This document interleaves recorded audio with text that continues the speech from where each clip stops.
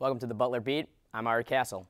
Only a handful of people know the vote totals from this year's Student Government Association elections because SGA is still refusing to release those numbers. The story is getting some national attention now. Mary Algier reports. Butler knows Mike Keller won the seat of SGA president, but not by how much. SGA Assembly recently voted to release this year's election numbers, but a motion was made to rescind the decision. They did another revote, which required two-thirds majority before it could pass, and that passed. The Collegian wrote a staff editorial telling SGA to release the numbers. Their coverage was picked up by blog College Media Matters, but they were a little surprised when they saw that executive director of the American SGA, Butch Oxendine, commented. Really stressed the importance of transparency, and as a journalist and as a member of the public, I would say that transparency is one of the most important things that we as Americans have, and we need to make sure that always happens. Editor-in-Chief Haley Columba was really excited about the attention, hopes that SGA will listen. I think that SGA definitely should release their election data, the data from this year, years past, and that we should make it required that SGA releases this data in the future. Those opposed to the data being released feared that candidates would get their feelings hurt or be denied a future job. That is a sad excuse. If you want to be in charge of my money, you need to tell me how many votes you got. Like, it's a sad excuse. Keller opposes releasing this year's election results, but because candidates were not told ahead of time that they could be. Next year he plans to change that. So my personal opinion on the whole situation is that I think it really is to the benefit of the student body to have public election results published. I think it kind of adds another layer of legitimacy to the election. President Al Carroll opposes releasing the results, but was unavailable for comment. For the Butler Beat, I'm Mary Algier. More than a month before finals, and some Butler students are already stressing, not because of exams and projects, but because they're not sure where they're going to be living next fall. Living in the apartment village is great, but getting a room there, maybe not so simple. Planning for the fall of 2012 starts here, as students gather in the Riley Room to decide where they're going to be living next semester. Associate Director of Residence Life, Doug Howell, has a pretty tough task. For tonight, we're doing the juniors, upcoming juniors and seniors into the apartment village in UT. And so we have approximately 550 people going through this process. Each of these 550 people have to fill out a personal form indicating where they would like to live and who they want to live with. Until then, it's all waiting.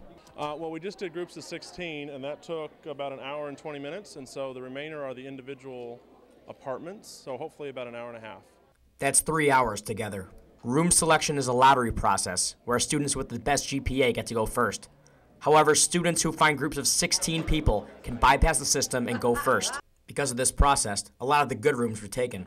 Right now, just found out that most of the first floor and a lot of the buildings over at AV have been taken. I'm a bit disheartened. You know, I figured I'd get a good shot in to get some nice key clutch apartments, but that's not the case. So just gonna have to see what's available and hope for the best. Some students didn't really mind. All the first floor is filled. I don't really care. I'm still living somewhere. Others had a stronger reaction. For the most part, kind of screwed all the single people over. In the end, it all worked out. For the Butler Beat, I'm Ari Castle. Spring Sports Spectacular is always one of the most popular all-campus events of the semester.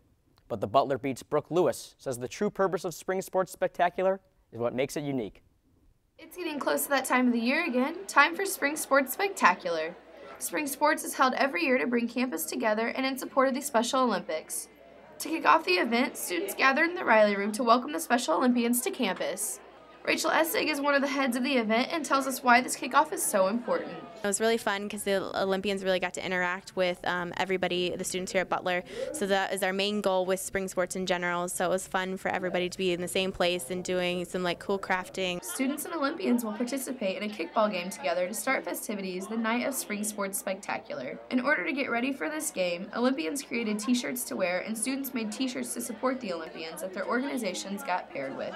Together, the students will work with the Olympians to form teams to compete in the big upcoming game. Butler sophomore Emily Hayden tells us more about the kickoff event. We're here with the Special Olympians making posters and t-shirts, and we've just had a lot of fun getting to know them and hanging out with them today. While creating the t-shirts, the Olympians got to put their favorite things on them. From Angry Birds to Twitter hashtags, the shirts had a little bit of everything.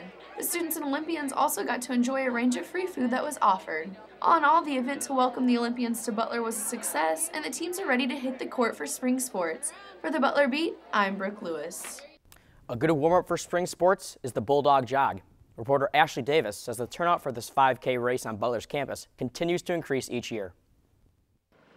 The Bulldog Jog is a 5K race throughout Butler's campus that is hosted by the HRC.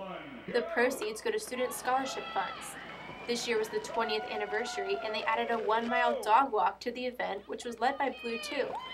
Runners and walkers say they enjoyed participating in the 5K, and one runner says he liked the setup of the course. Yeah, it was a good race. It was really flat, which is great for the first race in like a 5K season. So it was really fun. I mean, there's a lot of help around. I love the Pacers. The Pacers helped me a lot. So I would definitely do it next year. Beth Lohman, who helped put on the Bulldog Jog, says they had a better turnout this year than they have in past years. We had a full team working on all of the promotion as well as race day logistics versus a volunteer student foundation organization, which they've had in the last several years. So we've had more staff able to commit more time and divide up the duties. People were encouraged to bring supplies for the Indiana Bulldog Rescue and the Indianapolis Humane Society, and 4 truckloads of supplies were collected, as well as donations. The race winner says this wasn't his first time in the Bulldog Jog. Yeah, this is about like my 3rd or 4th year doing the Bulldog Jog. I love it because it's right here on campus, so I don't have to go far. And I guess I could just roll out of bed and come right here. But yeah, it's a cool run. I love the course. This was the first year the HRC hosted the event, and they did so because they wanted their own event to host each year. Lohman says the number of participants will continue to grow by having bigger sponsorships and more. It's not just in-house promotion. We're really trying to reach out through social media. That's the biggest one. We've had Twitter, we've had Facebook, we've had websites, we've had emails, and that will continue to help us grow the participation in the race. There were about 488 runners this year, which increased from about 350 last year. The HRC is hoping this event will continue to grow even more. For the Butler Beat, I'm Ashley Davis. The Butler men's tennis team is in the midst of league play after enduring a tough non-conference schedule. Playing opponents like Indiana, Purdue, and Ohio State, the young squad lost 13 of its first 14 matches. But senior co-captain Zach Irvin says the tough schedule is paying off. I think it was beneficial just because now we're getting into conference play, and the teams obviously aren't quite as strong as the teams that we've already faced this year, so it gives us the confidence that we lost from getting beat a lot now turns into confidence that we gain from knowing that, you know, we've played stronger competition. Butler's #1 singles player, Austin Woldmo, was recently named the Horizon League Men's Tennis Player of the Week. The spring season is also underway for the Butler women's volleyball team. The Butler Beat's Becca Bornhorst says some top competition is coming to campus. The Butler volleyball team is ready to spike back into action with their spring season opening this Saturday. Hinkle Fieldhouse will be bumping with matches between Butler, Purdue, IUPUI, and DePaul. The best part about spring is we really can take the time to work with the individual players and see them grow, but they can also see their growth. The Dogs are taking advantage of the next few weekends, not backing down from top competition, including Michigan State. It'll give us a great opportunity to play at a really high level and test some things out. For us, the great thing is we've got 12 returning players. So, 12 of them are here training now, and we're going to be able to play people in some different positions and really give them some court experience that we don't get to do all the time in the fall. Sophomore Maggie Harbison is more than ready to face some new opponents on the court. I'm so excited to play. All we do is condition, practice, and lift. So, obviously it gets kind of old in the whole routine, so I'm excited to play different teams rather than ourselves. The girls got a chance to step back in time as they played their former teammates in their alumni game last Thursday. We're all really excited to play this game. I've played with a few of the girls that are going to be in the alumni match, and it's just like a pride game. Butler sets off against Purdue at 9 a.m. on Saturday. For the Butler Beat, I'm Becca Bornhorst. On the other side of campus from Hinkle Fieldhouse, there is a different type of competition that may be just as intense as any Division I sport. Ryan Anderson has that story. entertainment seekers are every so often treated with unique and exciting games. One such game may very well reside in the halls of the Phi Delta Theta Castle. 6 players, 4 bats, 2 teams, and a large tennis ball are required for the properly named sport, castle ball. Yeah, you know, back fall semester, my sophomore year is when we first did it, and it was a great time. A lot of brotherhood being built. Like I said, it was really fun. So. The sport is played at Schweppes Stadium, located in the second floor hallway. 8 teams compete in a single elimination tournament. Each team has a goalie, defender, and offender. The game is similar to hockey. The goal is to hit the wall of the opposing team's side with the ball. With publicity at hand, the players are encouraged about the future of this unusual sport. I'm very excited for this event. You know, it's been hyped up for a couple of weeks now, and you know, just seeing how elaborate all of this has been, I think it's going to be a big deal. The event was full of tenacious play, haphazard spills, and some friendly banter. The Butler Beat lets the experts break down the action. All right, we welcome you back to this Castle Ball 2012. It was an interesting season, a single elimination tournament that went right down to the wire alongside my broadcast partners, Chris Henderson and Ryan Myers. I'm Mark Minner, and boy, it was a fun one today. Chris Henderson, we bring you in and talk about this because, you know, one of those very physical games where everybody really brought it today, and unfortunately there had to be some losers. St. Louis coming out on top. Your thoughts on today's action? Mark, today was an amazing day for Castle Ball. Everybody fought, sweat, tears, whole thing. Drama, loved it. It's great. And Ryan, you know, you were on the telestrator all day really breaking down the action. St. Louis, a team that you predicted to win it all, didn't end up winning it all, the explosion.